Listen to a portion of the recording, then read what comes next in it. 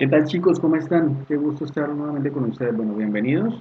Hoy vamos a continuar hablando sobre pues el derecho al psicoaprendizaje número 4, el que nos invita a analizar los cambios sociales, políticos, económicos y culturales en Colombia en el siglo XX y por supuesto el impacto que tuvo en la vida de los habitantes. Y vamos con el propósito número 4, el cual nos invita a establecer las posibles relaciones entre los hechos sociales y políticos de la segunda mitad del siglo XX en Colombia y los que tienen lugar en la actualidad. De esta manera, pues que vamos a continuar hablando, vamos a hablar en la clase hoy estudiando sobre lo que fue Colombia después del Frente Nacional.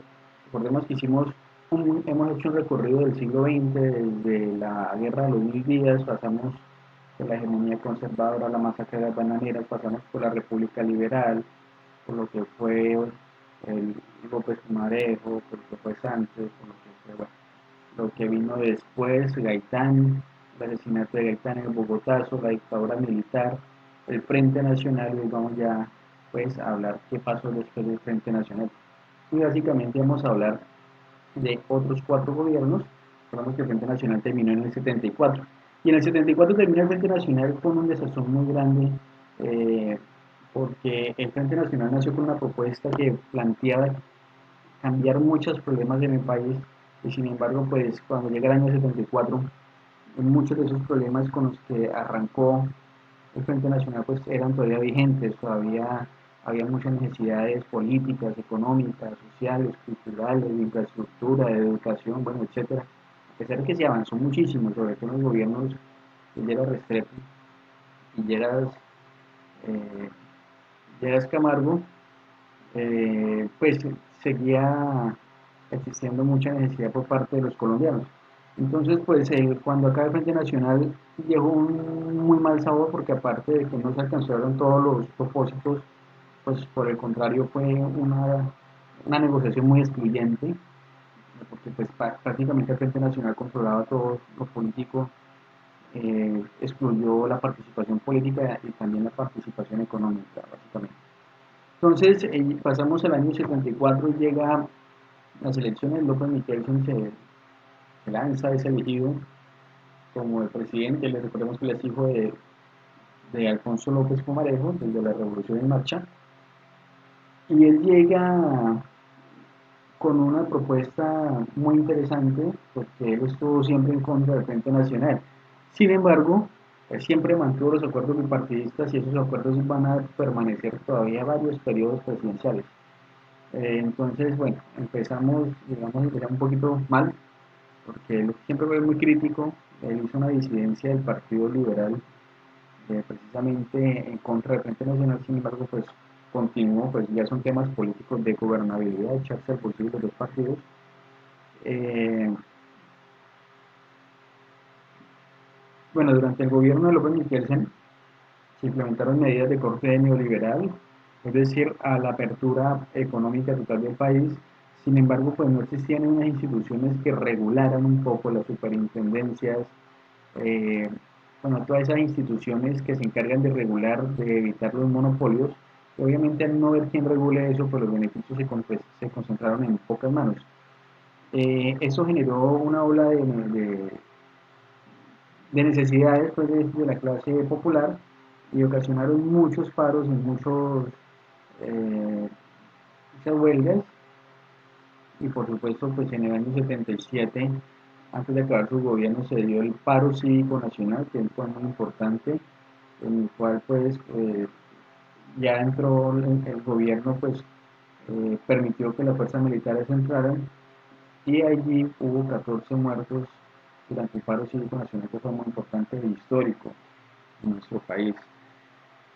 También, pues hubo en esa época de López Miquel, hubo una bonanza cafetera muy grande, los precios del café se dispararon, pues como aquí nosotros lo producimos, generó muy buena bonanza. Sin embargo, pues volvemos al tema, no hubo quien regulara eso y pues se beneficiaron unos pocos de esa bonanza cafetera. Después, en el año 78, llega Julio César Turbay Ayala.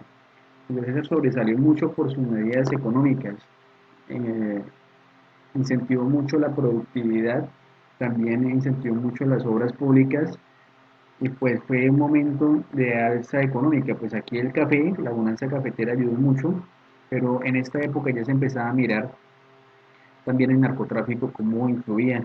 En esta época pues el narcotráfico no se le enfrentaba, se miraba que era una cosa pues minúscula, un problema muy pequeño, no poco trascendental en el país, no se le combatió desde el principio, dejó crecer. El narcotráfico pues en esta época también trajo algo de bonanza al país y pues entre la bonanza del café, la bonanza de las drogas, pues fue un periodo relativamente bueno económicamente hablando.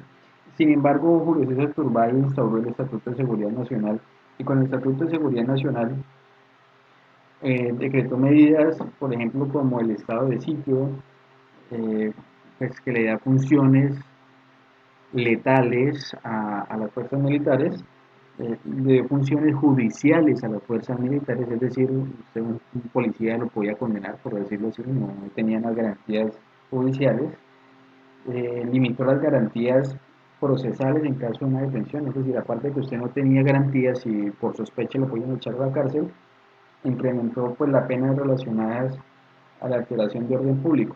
Todas estas medidas se hicieron en el marco de la Guerra Fría, ordenadas por Estados Unidos, para ser más exacto, y se hizo con toda la intención de acabar o minimizar con la izquierda, con la protesta de la izquierda comunista en Latinoamérica, en este caso pues en Colombia. Eso se llamó el Estatuto de la Seguridad Nacional. Entonces, pues, por un lado una economía muy buena, pero en el sector social pues un poco regular. Tres cuartos, y sobre todo en el tema democrático, pues fue pésimo porque no ayudó ni promulgó la democracia.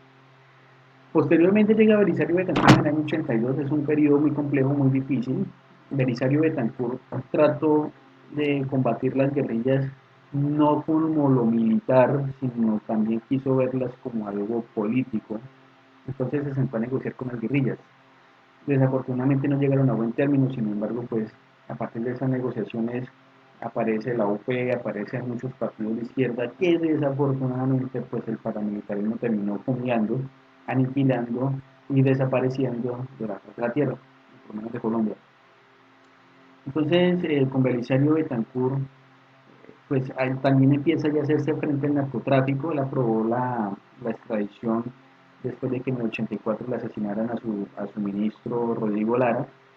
Eh, También pasó pues momentos complicados como fue la avalancha del volcán Nevado de Ruiz en erupción que dejó 23.000 personas muertas. También le echan un poco de culpa a él porque según eso el volcán estaba ya pues, prácticamente avisado y pues el estado mencionado. Y también pasó la toma del Palacio de Justicia por parte del M-19. Eh, digamos son como los datos más generales que tuvo el Belisario de Cancún. Bueno, Belisario era conservador. Ya Virgilio Barco, en el año 86, perdón, 86-90, un liberal se caracterizó por hacer el esquema de gobierno oposición, pues aquí el liberal le quitó muchos cargos a los conservadores. Hasta aquí prácticamente venía el Frente Nacional, porque venían dándole encargos a unos y otros. Sin embargo, aquí con Virgilio Barco, el Frente Nacional pues se acabó ahí sí prácticamente. También dio una apertura democrática. En el año 88 pues ya se brindan elecciones a alcaldes. Antes el alcalde lo ponía el presidente a dedo, cualquiera lo ponía y lo quitaba cuando quería. Entonces aquí ya se dan unas elecciones de alcaldes y ya hay unos periodos. Desmovilizó al M-19 e inició la desmovilización del Quintín Lame, que es la guerrilla indígena del Cauca, y el Partido Revolucionario de los Trabajadores, que es el PRT, que eso ya los desmovilizó el siguiente presidente que fue César Gaviria. Y también, pues obviamente enfrentó los grandes atentados del cartel de Medellín, como por ejemplo las bombas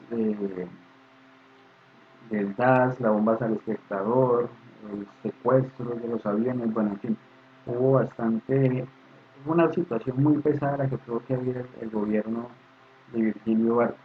Sin embargo, pues el hombre también tuvo algunos aciertos, sobre todo en materia económica, en materia social, y por supuesto, pues el que más grandes aciertos que movilizar al M-19 prácticamente, como se dice coloquialmente, ablandarle al Quintín Lame del Partido Revolucionario de los Trabajadores para que César Gaviria Trujillo los desmovilizara. César Gaviria, con César Gaviria en el 90 ya llega otra constitución, que es la constitución del 91, y prácticamente con una constitución se vuelve a refundar la patria. Entonces, pues en la próxima clase vamos a hablar sobre lo que fue la última década del siglo XX y aquí terminamos pues nuestra explicación, chicos. Éxito, ustedes continuamos.